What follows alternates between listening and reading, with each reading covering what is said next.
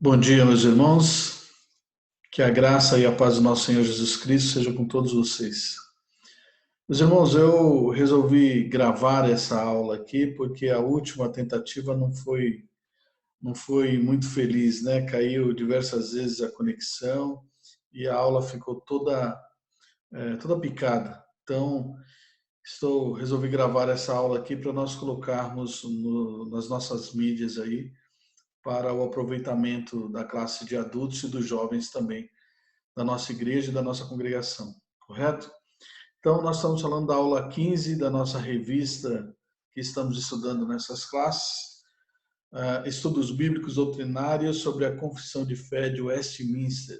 Estamos na aula 15, que vai trazer a doutrina do arrependimento para a vida, uma doutrina muito importante para os nossos jovens, para todas as pessoas, de fato, que já caminharam aí e precisam entender que o arrependimento faz parte da doutrina da soteriologia, da salvação, portanto, não é? Então, convido aos irmãos para nós lermos o versículo-chave, os versículos principais que encontra-se em Atos, capítulo 11, verso 17 e 18. Vamos lá. Diz assim a palavra de Deus: Pois se Deus lhes concedeu o mesmo dom que a nós nos outorgou, quando cremos no Senhor Jesus, quem era eu para que pudesse resistir a Deus? E ouvindo ele estas coisas, apaziguaram-se e glorificaram a Deus, dizendo: Logo também aos gentios foi por Deus concedido o arrependimento para a vida. Ok? Então aí a doutrina do arrependimento para a vida no livro de Atos. Irmãos, eu gostaria de começar então a aula trazendo às nossas mentes a importância sobre crer, né? A fé, sem dúvida nenhuma, é essencial na doutrina da salvação. E aqui nós estamos falando do arrependimento para a vida. Então, crer é importante, mas arrepender-se é importante ou tão importante quanto o crer, tão importante quanto ter fé. Mas o que acontece? Muitas vezes o que nós temos visto é que as pessoas enfatizam o crer, enfatizam a questão da fé, que é importante, mais uma vez eu digo, e acabam esquecendo-se de que o arrependimento é tão importante quanto a fé nas Escrituras Sagradas, no nosso Senhor e Salvador Jesus Cristo. Então, aí nós temos um binômio, não é? De fé e arrependimento, que é igual à salvação. Então, esta lição que nós vamos tratar, o arrependimento para a vida, essa lição da confissão de fé, ela trata da importância do arrependimento, né? Doutrina que, infelizmente, anda um pouco afastada dos púlpitos e mensagens ultimamente. Então, nós vamos trabalhar, ok? Com essa questão sobre o arrependimento ser essencial na questão da salvação das nossas vidas. Vamos em frente aí. Coloquei uma frase aqui do John Murray no seu livro Redenção Consumada, da editora Cultura Cristã. Ele diz assim, acerca do arrependimento: o arrependimento consiste essencialmente em uma mudança de coração, mente e vontade. É uma mudança acerca de Deus, acerca de nós mesmos, acerca do pecado e acerca da justiça. Sem a regeneração, o nosso conceito de Deus, de nós mesmos, do pecado e da justiça é radicalmente pervertido. Muito, não é? Muito oportuna e correta essa palavra de John Murray, porque se nós não nos arrependermos, algo está incompleto em nossas vidas. Como nós já salientamos, a fé é importante, o crer é importante, no entanto, o arrependimento, ele também faz parte da salvação, não é? E o arrependimento consiste em uma mudança mesmo do nosso ser, a mudança de coração, de mente e de vontade, né? Uma mudança acerca de Deus, né? De nós mesmos, do pecado e da justiça. Enfim, é muito importante a questão do arrependimento. Caminhando aqui, nós vamos tratar o primeiro ponto. Esse texto da Confissão de Fé tem 6 sessões. O autor da nossa revista, Elisiel Peixoto, ele achou por bem unir os 2 primeiros pontos, mas aqui nós separamos novamente. Não é? E o primeiro ponto que nós colocamos é a necessidade da pregação do arrependimento. Como já falei no início, essa doutrina do arrependimento para a vida anda um pouco afastada dos nossos púlpitos, das mensagens, não é? Se fala muito em crer, que é necessário crer no Senhor Jesus Cristo, e nós concordamos com isso, mas tem se falado pouco sobre o pecador, não é, arrepender ou se arrepender dos seus pecados. E aí a confissão de fé, a primeira sessão diz assim: o arrependimento para a vida é uma graça evangélica, doutrina essa que deve ser pregada por todo ministro do evangelho, tanto quanto a da fé em Cristo.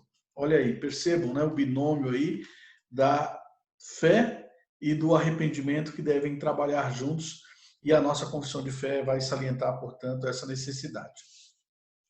Então, irmãos, nesse primeiro ponto, nós salientamos que é necessário que pastores e pregadores não excluam de suas pregações a doutrina do arrependimento para a salvação. Conforme o próprio Senhor Jesus Cristo pregou, na verdade, ele prega essas 2 doutrinas juntas, unidas. Então, nós vemos a necessidade aí. Se você é um pregador da palavra, se você compartilha a palavra com as pessoas, e deve compartilhar, deve evangelizar, diga às pessoas que elas precisam crer em Jesus Cristo como seu único e suficiente Salvador. Precisam aceitar Jesus Cristo, né? Aceitar o sacrifício de Cristo. Mas diga também a elas que é necessário que elas se arrependam dos seus pecados, não é? Porque é assim que Cristo pregava. Eu convido os irmãos para lermos o texto, o qual eu coloquei apenas a ênfase aí embaixo, né? O tempo está cumprido e o reino de Deus está próximo. Arrependei-vos e crede no Evangelho. Vamos ler o texto inteiro. Encontra-se em Marcos, Evangelho de Marcos, capítulo 1, versos 14 e 15. Diz assim, portanto: depois de João ter sido preso, foi Jesus para a Galileia e pregando o Evangelho de Deus. Olha lá, Jesus estava pregando, né? Dizendo: o tempo está cumprido e o reino de Deus está próximo. Arrependei-vos e crede no Evangelho. Então veja aí as 2 coisas juntas na pregação de Cristo, e é assim que deve ser, assim que os pregadores, os mensageiros da palavra de Deus devem se portar na hora da pregação, não é?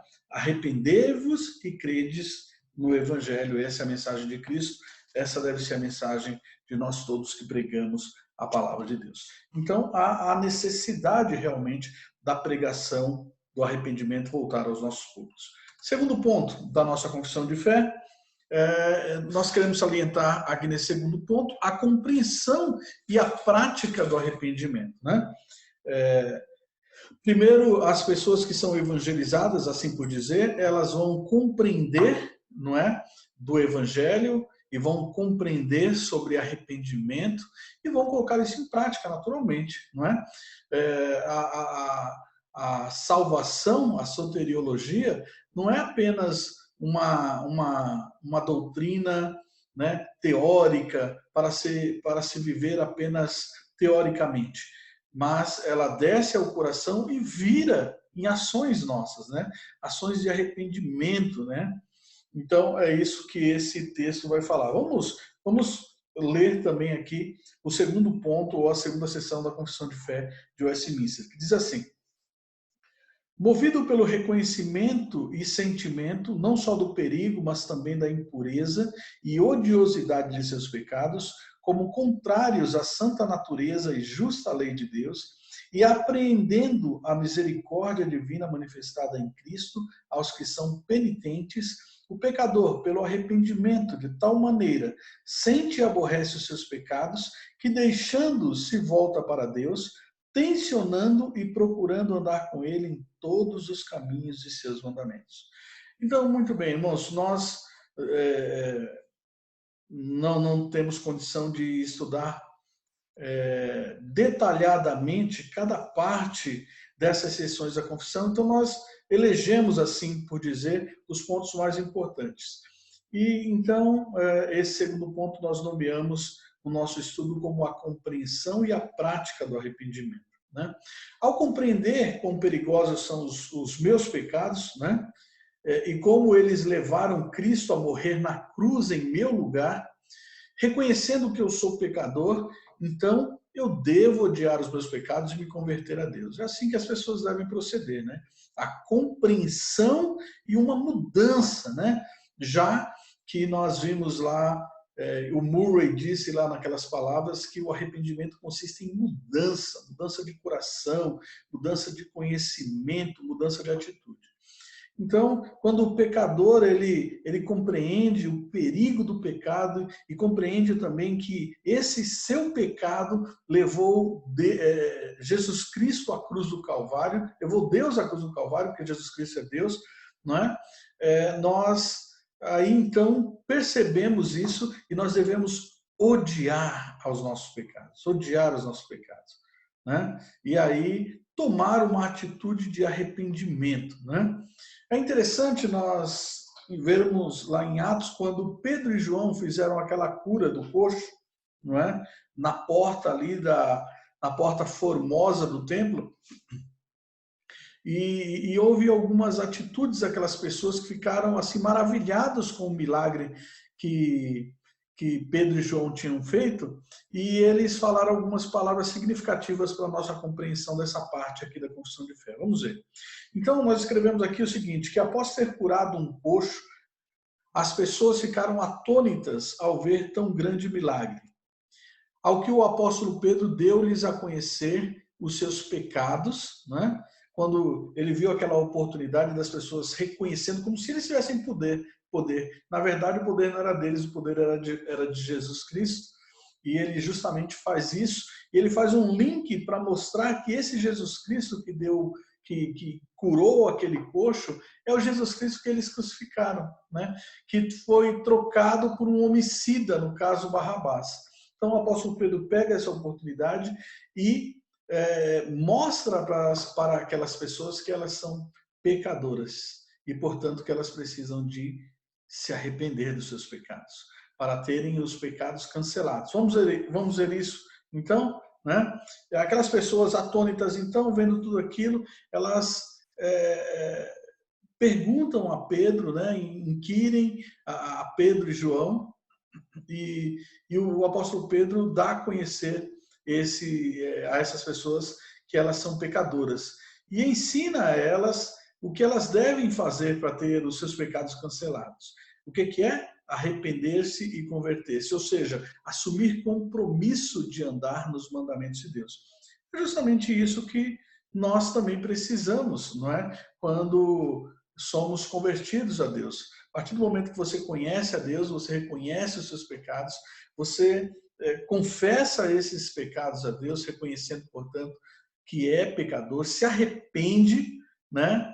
Larga aqueles pecados e passa a seguir os mandamentos de Deus. Agora, o que lhe domina é os mandamentos de Deus, é a palavra de Deus, é o caminho que Deus tem preparado. Vamos ver aqui o que Pedro e João respondem nesses versículos aqui, aquelas pessoas que estão atônitas. Pedro diz o seguinte, né? Vós, porém, negaste o santo e o justo e pediste que vos concedessem um homicida. Dessarte mataste o autor da vida, quem Deus ressuscitou dentre os mortos, do que nós somos testemunhas. Então, ele denuncia o pecado daquelas pessoas.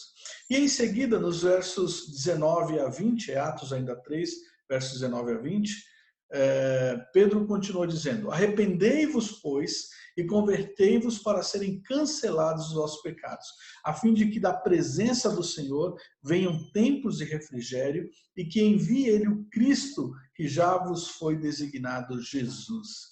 Então, irmãos, no exercício, vamos dizer assim, da conversão a Deus, nós passamos pelo conhecimento de Deus, né? de quem é Deus e quem é Jesus Cristo, e aí nós cremos nele, é a fé, né? Nós cremos, mas também nós nos arrependemos, porque ao mesmo tempo que sabemos que Jesus é santo, como Pedro deixou bem claro para aqueles homens, negaste o santo e o justo, né? Nós reconhecemos também os nossos pecados, que Cristo morreu por culpa nossa, né? Porque, embora Pedro estivesse falando ali para os judeus que eles tinham matado Jesus Cristo morreu também por causa dos meus pecados. Ele veio morrer na cruz do Calvário por causa do meu pecado, do seu pecado. Então, há uma extensão muito grande nessa denúncia, que alcança a minha vida, alcança a sua vida, e alcança a vida de todo pecador, não é? Que reconhece Jesus como o Cordeiro de Deus que morreu em nosso lugar. Então, vejam aí, precisamos nos arrepender desses pecados que levaram o nosso Senhor à cruz e nos converter para que esses pecados sejam cancelados, como disse Pedro, né? E trouxe mais um versículo aqui que fala justamente isso, né? A partir do momento que nós nos convertemos a Deus, nós passamos a andar nos caminhos de Deus, passamos a andar na palavra de Deus, nos mandamentos de Deus, como sugere a segunda sessão da Confissão de Fé, do seu capítulo 15, Arrependimento para a Vida. O Salmo 119, portanto, diz assim: guardo no coração as tuas palavras para não pecar contra ti. Ok? Esse deve ser o procedimento de todo aquele que crê em Jesus Cristo, se arrepende dos seus pecados e então ele vai guardar a palavra de Deus no seu coração para não pecar mais contra Deus. Vamos lá ao terceiro ponto da nossa confissão de fé. Aqui nós nomeamos como o arrependimento é uma graça e ao mesmo tempo uma necessidade, né? O arrependimento é uma graça e uma necessidade. Graça porque nos foi dada, né? Até mesmo essa vontade que sentimos de nos arrepender dos nossos pecados é dado pelo Espírito Santo de Deus em nós, não é? Não é algo voluntário simplesmente do homem, uma coisa meramente humana, mas é uma coisa de Deus, é uma ação do Espírito de Deus em nossas vidas para que possamos nos arrepender, né? Mas ao mesmo tempo é necessário, não é? O homem não deve, vamos dizer assim, ficar esperando de que sinta o desejo, o toque de Deus para se arrepender, não é? Ele deve buscar esse arrependimento, ele deve reconhecer os seus pecados e, portanto, fazer confissão a Deus.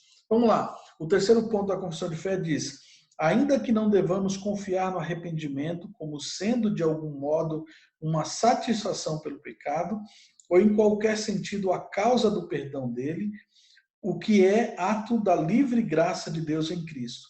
Contudo, ele é de tal modo necessário aos pecadores que sem ele ninguém poderá esperar o perdão.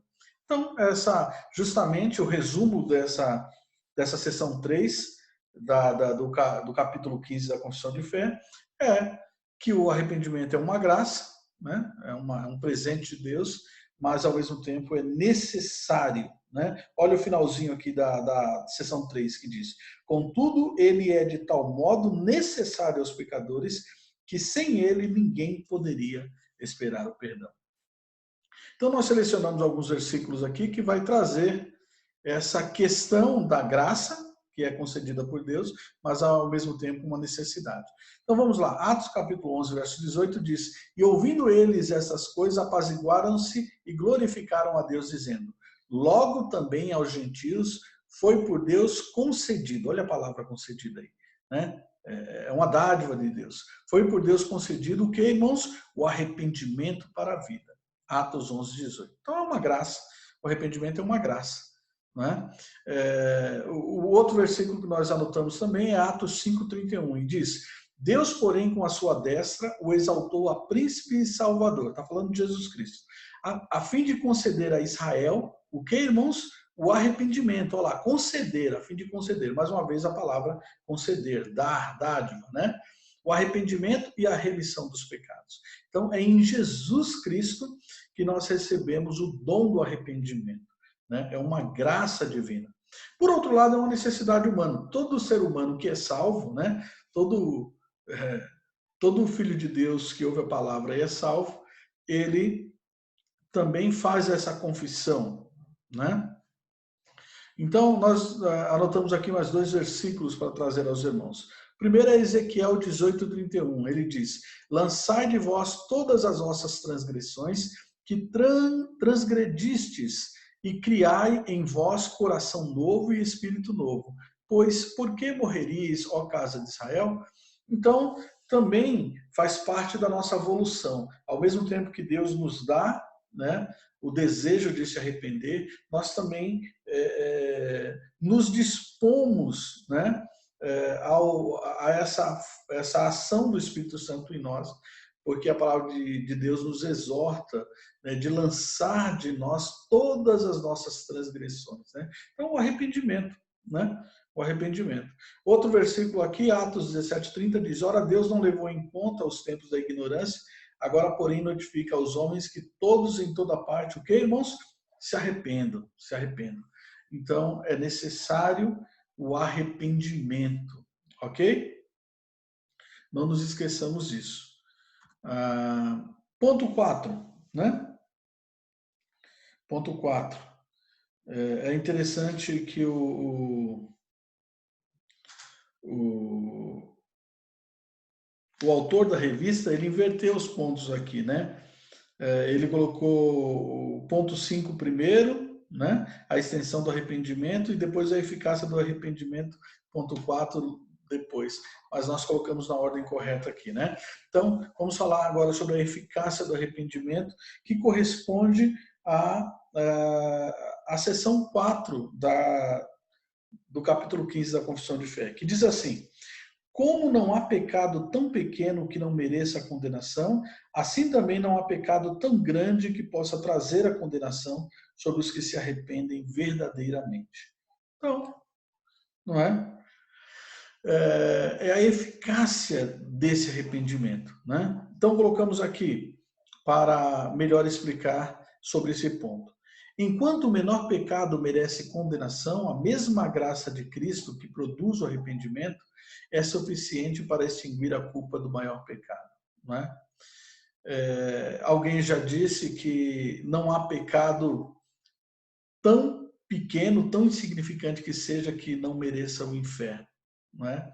Da mesma forma, não há pecado tão grande, tão horrível, que o sacrifício de Cristo não possa apagar ou perdoar. Então, de fato, é isso, não é? O arrependimento é necessário, foi dado por Deus, justamente porque ele é suficiente para Deus perdoar todo e qualquer pecado, meus irmãos, não é? Até mesmo o apóstolo Paulo, que se achava como o pior de todos os pecadores, ele pôde confiar na salvação do nosso Senhor e Salvador Jesus Cristo, né? Ele que certamente participou na morte de vários cristãos, mas depois recebeu o perdão de Deus. Por quê? Porque ele sabia que aquilo que Deus providenciou na cruz através de Jesus Cristo era suficiente para eliminar, pagar todo o preço de todos os seus pecados. É justamente isso, né? Então, a eficácia do arrependimento. Colocamos alguns versículos aqui para ilustrar esse ensinamento da nossa confissão de fé. O primeiro deles é Isaías, capítulo 1, verso 18. É bom lembrarmos que nessa época Israel estava vivendo um momento muito ruim, não é? Um momento de idolatria. No início aí do capítulo 1, Deus vai comparar Israel a Sodoma e Gomorra. Vai dizer que todo o seu corpo está inflamado, desde a raiz do cabelo até a ponta do pé, está em chagas. Então, essa era a situação do povo de Israel, tamanho a sua idolatria, o seu pecado. Mas, ao mesmo tempo, Deus se coloca como um Deus perdoador de todos os seus pecados. E veja o que Deus vai falar através do profeta Isaías, chamar o povo para conversar, dizendo que o seu poder, a sua graça, a sua misericórdia é suficiente para perdoar qualquer pecado daquela nação, se de fato eles viessem a se arrepender dos seus pecados. Mas nós sabemos que não foi isso que aconteceu naquele momento, não é? Então, Isaías vai escrever o seguinte, as palavras que Deus lhe ditou. Vinde, pois, e arrazoemos, diz o Senhor. Ainda que os vossos pecados sejam como a escarlata, que era encardido, né? A palavra escarlata é algo encardido. Eles se tornarão brancos como a neve. Ainda que sejam vermelhos como o carmesim, que é uma tintura para atingir vermelho, se tornarão como a lã. Então, essa é a proposta de Deus. E essa é a eficácia do arrependimento, se o homem verdadeiramente se arrepender. A misericórdia de Deus, o perdão de Deus é suficiente para apagar qualquer tipo de mancha na vida do ser humano. Continuando aqui, agora no Novo Testamento também, o apóstolo João vai escrever: se confessarmos os nossos pecados, ele é fiel e justo para nos perdoar os pecados e nos purificar de toda a injustiça. Toda a injustiça, todos os pecados, não é? João está demonstrando aqui a eficácia desse arrependimento proposto por Deus, não é? Então, o arrependimento é tão necessário. E aí nós voltamos um pouco naquele ponto primeiro, né, que nós falamos, né, colocamos em evidência a necessidade de voltar aos cultos a pregação sobre o arrependimento, não só sobre a fé, que as pessoas precisam crer, mas o binômio fé e arrependimento, né? É necessário o homem crer em Deus, mas também se arrepender dos seus pecados. Porque através do arrependimento é que vem o perdão. E esse perdão é suficiente para apagar todos os nossos pecados, todas as nossas injustiças. Diz assim a palavra de Deus, correto? Vamos lá, irmãos, agora no ponto 5 da confissão de fé. E aqui o que nós ressaltamos é a extensão desse arrependimento, né? Até onde ele chega aqui na seção 5 do capítulo 15 da confissão de fé. Vamos ler, diz assim: os homens não devem se contentar com o arrependimento geral, mas é dever de todos procurar arrepender-se particularmente de cada um dos seus pecados. Ok? Então, quem que nunca se pegou orando a Deus, né? De uma forma muito genérica: Deus, abençoa o meu dia, Deus, obrigado pelo meu dia, né? Não há problema em algumas orações assim, desde que você tenha feito outras orações durante o dia, né? E especialmente falando sobre arrependimento e confissão de pecados, nós temos que tomar o cuidado para não generalizar o nosso arrependimento, diz a confissão de fé, não é? Escrevemos aqui, vamos ver. Ninguém tem direito algum de presumir que odeia o pecado em geral, a menos que na prática odeie cada pecado específico. Não existe pecado mais ou menos pavoroso do que outro, a ponto de consentirmos a nós mesmos o direito de realizarmos algum pecado, né? Sermos benevolentes, tolerantes com algum tipo de pecado. Infelizmente, isso acontece. Sendo assim, devemos agir com muita prudência na hora de confessar e se arrepender de nossos pecados. Quando possível, nas orações de confissão, devemos enumerá-los, nomeá-los, e após a oração de arrependimento, e após nos levantar, devemos ainda nos converter de cada um dos pecados que foram ali confessados, não é? Então, irmãos, é bom ser criterioso também em nossos arrependimentos, também em nossas orações de confissão de pecado, né? Não fazer aquelas orações genéricas, tipo, ai Deus, perdoa os meus pecados. Olha, nós sabemos que Jesus Cristo já perdoou esses pecados na cruz do Calvário, mas há uma necessidade assim de nomearmos, olha, Senhor, nas nossas orações, falar com Deus: ó Senhor, hoje eu pequei nessa área, me perdoa. E a partir desse momento também você se arrepender de verdade, deixar esse pecado, não é? E se converter a Deus e se comprometer em andar nos caminhos e nos mandamentos do Senhor. É isso que a confissão de fé aí traz para nós. Colocamos aqui alguns versículos que vão sublinhar, não é, essa parte da confissão. Por exemplo, o Salmo 19:13, onde o salmista diz assim: quem aqui possa discernir as próprias faltas? Absolve-me das que me são ocultas. Também da soberba guarda o teu servo, que ele não me domine, que ela não me domine. Então serei irrepreensível e ficarei livre de grande transgressão. Vejam aí o salmista, irmãos, ele preocupado com aquelas faltas, aqueles pecados que porventura ele tinha esquecido ou que ele não sabia que era pecado, mas havia um desejo no seu coração de confessar esses pecados. Portanto, ele né, se indaga ali falando com Deus e pedindo absolvição das que lhe são ocultas. Mas ele lembra-se de uma e ele coloca no versículo, né, no seu salmo: também da soberba guarda o teu servo, né? Então era certamente um sentimento ruim que estava muito presente na vida, não é, do salmista, a soberba, a questão da soberba. Então, de fato, é importante em nossas orações nós nomearmos esses pecados, sejam eles quais forem, e entregar para Deus e nos arrepender, certo? Tem outro versículo também, do Salmo 139, né? Que diz assim: sonda-me, ó Deus, e conhece o meu coração, prova-me e conhece os meus pensamentos, vê se há em mim algum caminho mau e guia-me pelo caminho eterno. Então, mais uma vez aí, não é? A preocupação, vamos dizer assim, do salmista de ter esquecido algo no seu coração que deveria ser confessado para Deus. Então ele pede que Deus sonde o seu coração, né? Ninguém melhor que Deus para que conheça o nosso coração, né? E conhece os nossos pensamentos. Ele diz: prova-me, conhece os meus pensamentos, vê se há em mim algum caminho mau e guia-me pelo caminho eterno.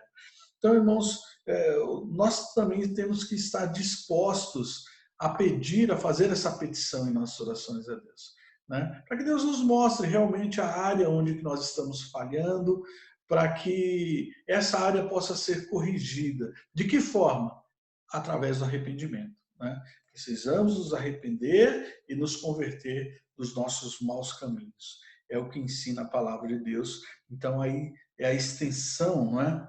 da palavra de Deus. Muito bem, chegamos ao nosso último ponto da confissão de fé, a seção 6, ok?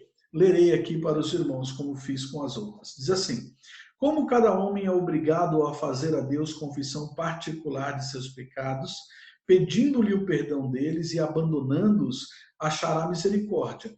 Assim também aquele que escandaliza seu irmão ou a igreja de Cristo deve estar pronto, por meio de uma confissão particular ou pública de seu pecado e do pesar que por ele sente, a declarar o seu arrependimento aos que estão ofendidos. Isso feito, esses devem reconciliar-se com o penitente e recebê-lo em amor. Amém? Então, o último ponto da confissão de fé, vamos dizer assim, os pontos anteriores falam muito sobre, né, a perspectiva do arrependimento nosso para com Deus, na verdade, a questão da doutrina do arrependimento nos púlpitos, na mensagem que deve ser pregada, portanto.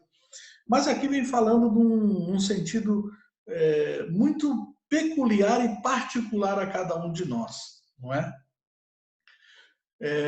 Está falando sobre a expressão desse arrependimento, né? Se nós, de fato, nos arrependemos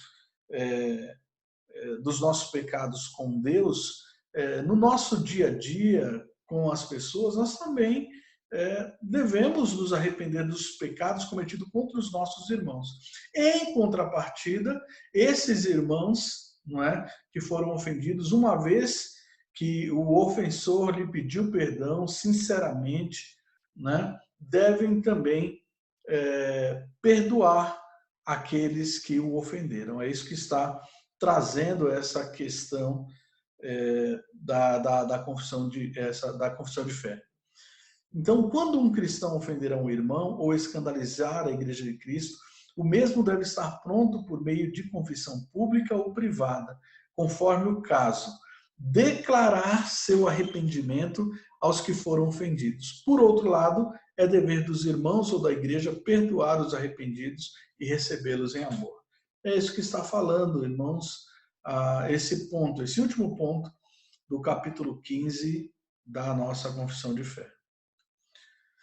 Colocamos aqui também os 2 últimos versículos para ilustrar essa sessão da confissão de fé aos irmãos, do arrependimento para a vida, né? Essa última sessão, portanto, vai falar de que, assim como é necessário, né, nos arrependermos em cada pecado em particular para com Deus, é necessário também nos arrepender agora dos nossos pecados contra os nossos irmãos. E uma vez que esse arrependimento for sincero, é necessário também que esses irmãos possam perdoar e receber em amor o irmão que foi faltoso, mas que está arrependido. 2 textos, Lucas 16, 3 e 4 primeiro. Diz assim: acautelai-vos, se teu irmão pecar contra ti, repreende-o. Se ele se arrepender, o que, irmãos? Perdoa-lhe. Se por 7 vezes no dia pecar contra ti, e 7 vezes vier ter contigo, dizendo, estou arrependido, perdoa-lhe. Né? Então aí, a palavra de Deus trazendo para nós que essa questão também do arrependimento, ela deve ser compartilhada entre nós, né? Irmãos em Cristo, não é? A questão do perdão, do arrependimento sincero e do perdão, não é?